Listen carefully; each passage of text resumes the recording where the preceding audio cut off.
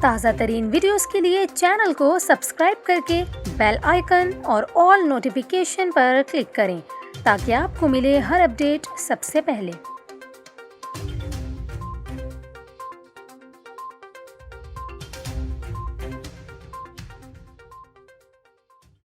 السلام علیکم، آپ دیکھ رہے ہیں نیوز 24/7 اردو اور میرا نام ہے کومل خان۔ ناظرین، ابھی آپ کو یہ بتائیں کہ کرونا وائرس کی تھرڈ ویو پاکستان میں انتہائی شدت اختیار کر گئی ہے۔ ملک میں 8 ماہ کے دوران ایک روز میں کرونا وائرس سے ہونے والی سب سے زیادہ ہلاکتیں رپورٹ ہوئی ہیں۔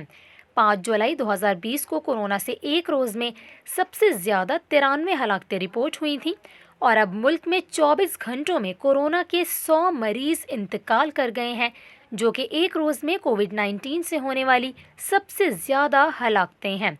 یہاں آپ کو یہ بھی بتائیں کہ ملک میں کورونا سے ہلاکتوں کی مجموعی تعداد 14,356 ہو گئی ہے، جبکہ 24 گھنٹوں میں مزید 4,084 نئے کورونا کیسز رپورٹ ہوئے ہیں۔ ایکٹیو کیسز کی بات کریں تو اس وقت 48,566 کورونا کے فعال کیسز ملک میں موجود ہیں۔ ملک میں کورونا کی مثبت کیسز کی شرح 8.8% ریکارڈ کی گئی ہے۔